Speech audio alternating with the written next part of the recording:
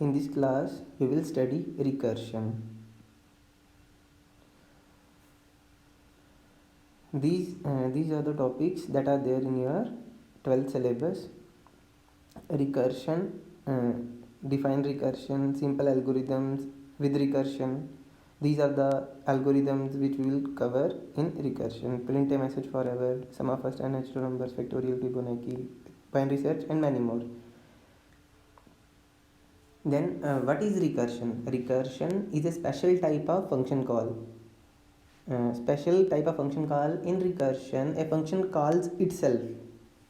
What does it mean? Suppose we have defined a function a, and in the definition and in the body of the function we are calling a itself. Then this function and in the main we have called. Suppose firstly this line will execute, then the body will get skipped, then this line will execute. This statement will transfer the control to this function, and in the execution of the body, whenever this statement will execute, it has not completed its body yet, execution of its body yet, but there is a call within the body that goes to itself again. This type of function calling is called recursion. Now there are two types of recursion. Recursion can be direct. Recursion can be direct or recursion can be indirect. What is the difference between direct and indirect recursion? When a function calls itself, it is direct recursion. But when a function, suppose a function a calls a function b and b again calls a. Now here a is not calling itself, a is calling b and b is calling a again. This is an example of indirect recursion. Both these call statements are fall in the category of recursion. Now what is the basic necessity of recursion?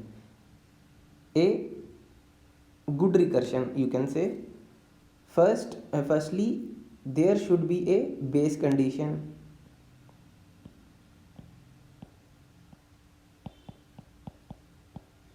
For a recursion to be a good recursion or valid recursion, there should be a base condition. Base condition is a condition in which there is no call to the function itself.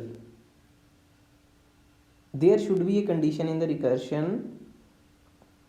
recursion program that you have written, that base condition is the condition in which there is no call to the function itself. And second one is inductive step. Inductive step or recursive step. Here the function call itself but on a smaller instance. Means suppose we want to compute the factorial of a number. We knew that 2 factorial is 2 into 1 into 0 factorial. This is the definition of factorial. Now suppose we have defined factorial. How we have defined factorial as fact n, and in here if n equal to 0, we will return what we will return n less than equal to then else what we will return n into fact of n minus 1. We are calling function, but we are calling on the smaller instance. We have here suppose we have taken 2 factorial, then we are calling on 1 factorial. and in the inductive step we should converge towards our base condition. Suppose base condition is here 0 factorial or 1 factorial, then you have to converge.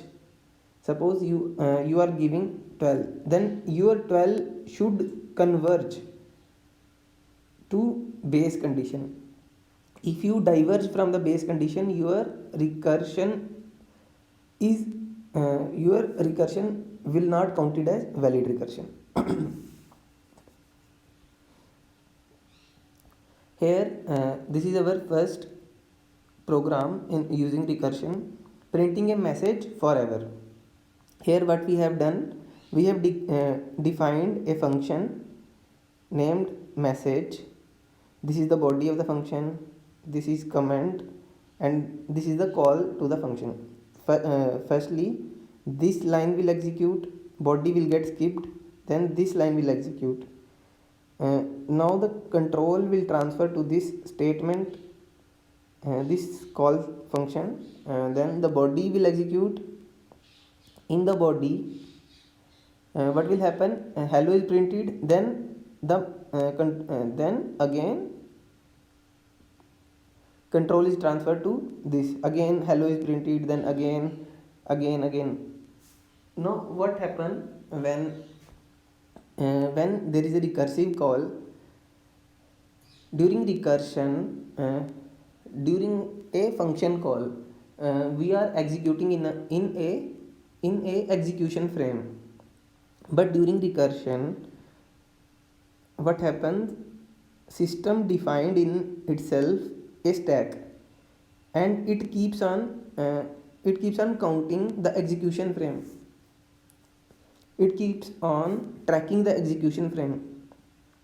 Suppose in the first call it prints hello, then the control is transferred to second hello, then control is transferred to upper, then hello. If there would be a base condition in which and there is no further call to function itself, then from the base condition there is the return to the caller. It is how the recursion works. But here we have not defined any base condition. It is not a good example of recursion, but still it is there. It is there in our syllabus for us to write our first recursion program. What is the output of this statement? The output would be hello, one after the other in approximately 1000 times. Why only 1000 times, not even 1000 times? Python restrict the indefinite recursion. When you will execute this program, you will get an error after some time, recursion error, maximum recursion depth exceeded while pickling an object. What does this error mean? This error means you have reached the maximum depth of the recursion, means you have consumed the memory that is given to you for execution of your program. As I said, when there is a call to the function, it creates a new execution frame. Suppose it creates first execution frame, then in the body there is a call to the function again, then it creates a second execution frame, then again a call, then it will create another execution frame. It will return only when there is a base condition in which there is no further call to the function itself, it will return. This creating an execution frame and returning is an overhead to the system, means it consumes lot of memory for the system. Our second program using recursion is sum of first n natural numbers. Sum of first n natural numbers. How do we? Okay, first I would like to define the problem. Suppose we are given first 5 natural numbers. We know this is an example of AP, and you knew how to calculate. This is a closed formula. Substitute the value of n and you would get the answer, but we have to write a recursive program for this. What is the summation of this? What is the summation of this? Okay, how to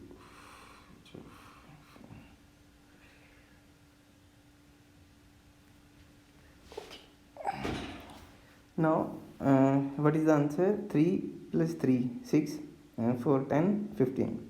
This should be the answer.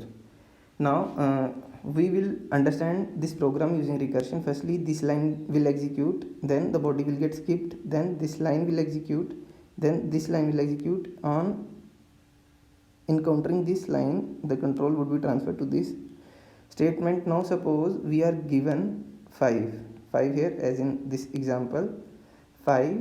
Now if n a number equal to 1, which is not the case, this is the base condition. Here there is no call to the function itself. Instead function is calling in the other condition. Here number is 5 and sum is called on smaller instance. This is the inductive step, and this is the base case.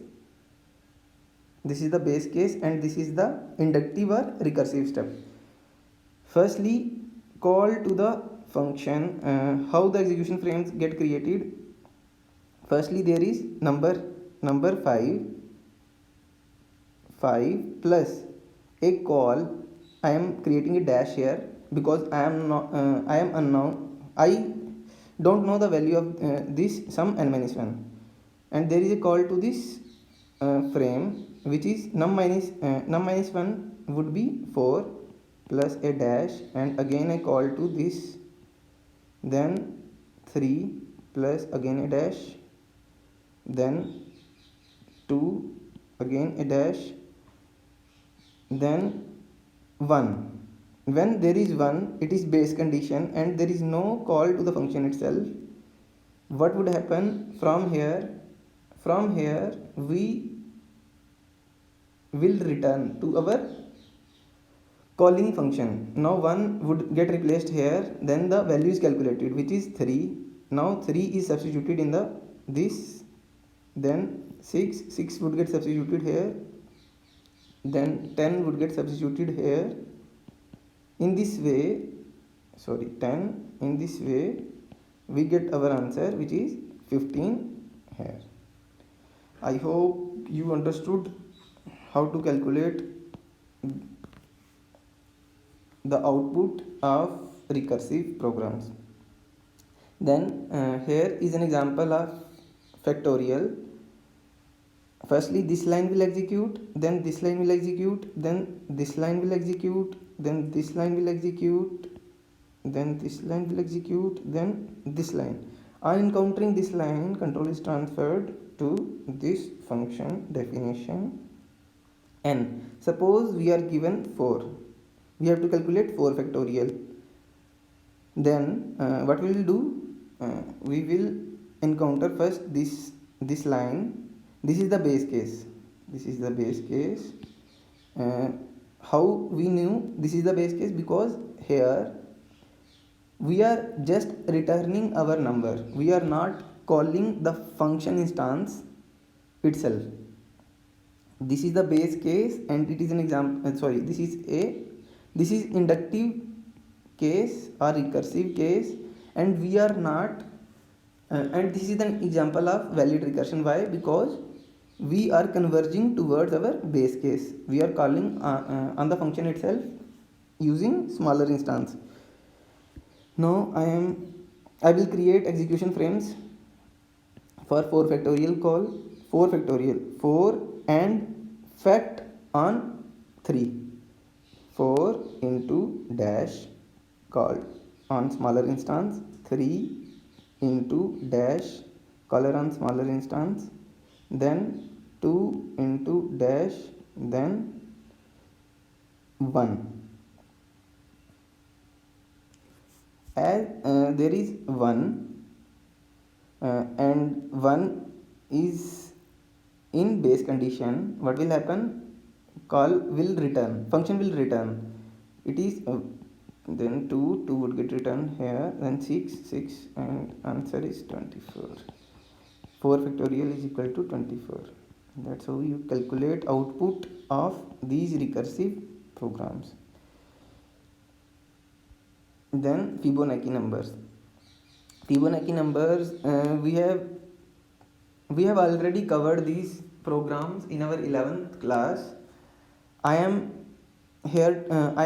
trying to explain how to compute the output of these recursive programs. Right? What are Fibonacci numbers? We knew 0 and 1. These are fixed. Then next terms, calculate next numbers in the sequence will get computed from the previous terms. This term is calculated from the addition of these two terms, which is 1. Then this sequence will go on 2, 3, 5, 8, 13, 21, etc. Now what will happen in this case? Firstly, this statement will get executed, then this statement will execute, then this statement will execute, and this is a loop. Then this statement will get execute, and upon encountering this call, we would transfer our control to this function. Suppose user has given here 3. Suppose user has given 3 and range would return us 0, 1 and 2. Upon encountering first Fibo I, then we get 0. For 0, we have defined our base case. Here we have defined base case for 2. Here there are 2 base cases, and there is function call. This is inductive step, and these are base cases. How do we know this is base case? Because we are not calling to the function again. Here we are calling to the function, that's why we are calling this step as inductive or recursive step. Okay, now we have called function on 0, which is base case. We will return 0 here. I am showing you an example for 3. On calling fib 0, what we will get 0, because it is returning the same number which is getting. On calling, and then comma is of end, then on calling fib 1, what we will get? 1 is copied here, then base condition we would also return 1 here. Then on entering 2 here, these two are completed. On second iteration, we would copy 2 here, then this base conditions will not get executed. 2, what would happen here? For 2, we will left here 2 dashes and call to the function. Then Fibo n minus 1, num minus 1 would be 1 plus 0. 1 plus 0 equivalent to 1. This would get returned to here. We have called we have given a call to fib 2, which is 0, 1 and 2. Sorry, fib 3, and we get 0, 1 and 2. And how to, we have given it 3, 0 1 and 2 3 numbers.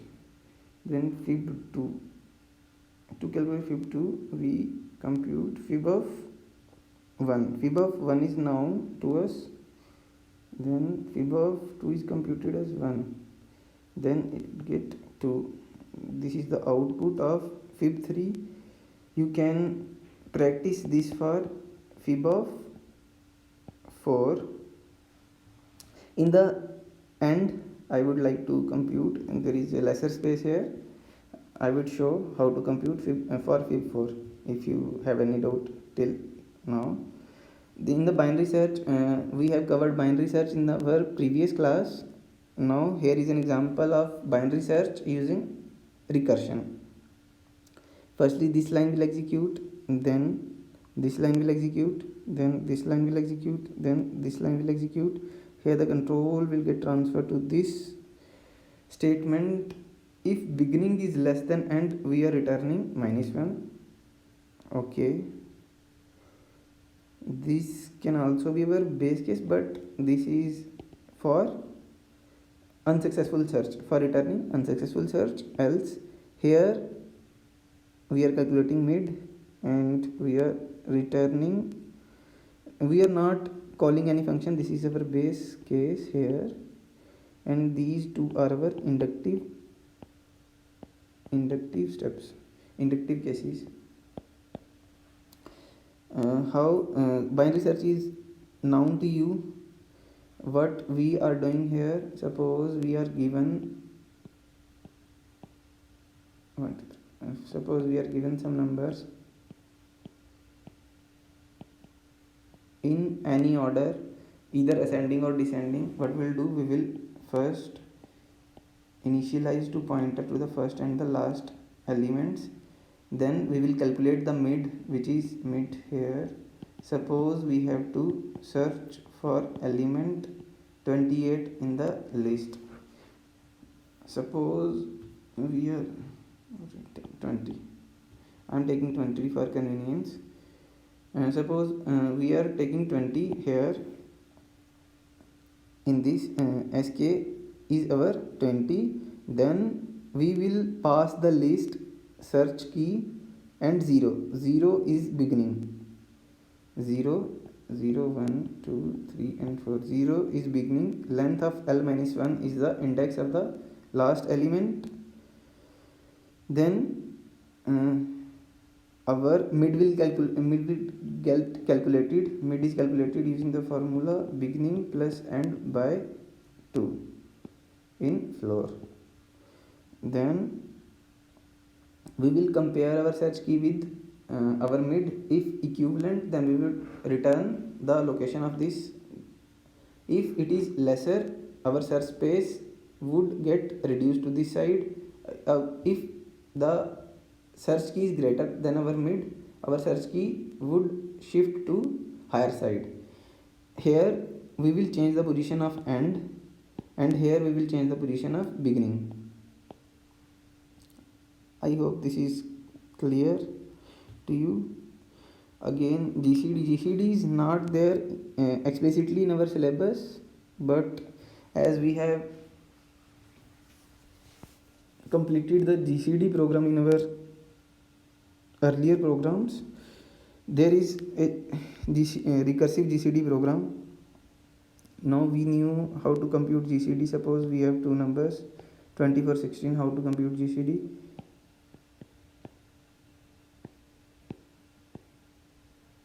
What would we have? 16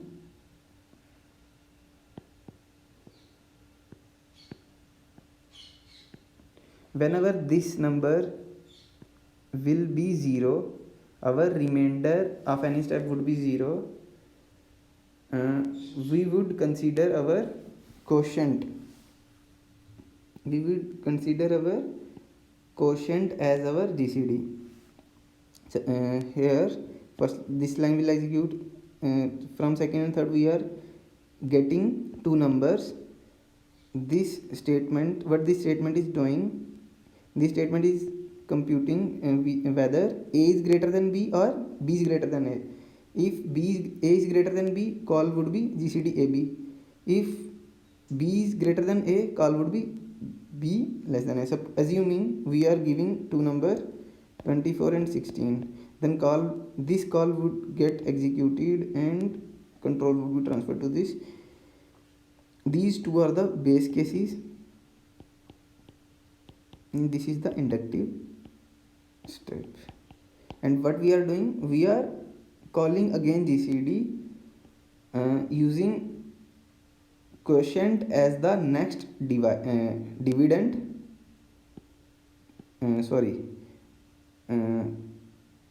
divisor as the next dividend, and remainder as the next divisor. What we are doing here, we are, suppose this is A and this is B, which is x and y here. X is the dividend and this is divisor. We are changing our dividend by divisor and remainder by divisor. I hope you understood. Recursion and iteration. There is a lot of debate about whether we have to use iteration or recursion, as each and every program and that is there in iteration, that is that you can complete using iteration, you can also complete using recursion. But should we opt for recursion instead of iteration? As we know, computer allots a lot of memory while executing recursion by creating execution frames, and this is a overhead on the system. This is a disadvantage of recursion. And advantage of iteration, it execute faster. Advantages of iteration: program written in using iteration or loops instead of recursion are faster to execute, takes less time, etc. But some algorithms are more clearly understood or defined using recursion. Then it is convenient for other programmers to understand what is there in the program. That's why we use recursion instead of iteration. We should only use recursion instead of iteration if there is some advantage in terms of other programmers to understand, not in performance wise. Iteration will always execute faster than recursion.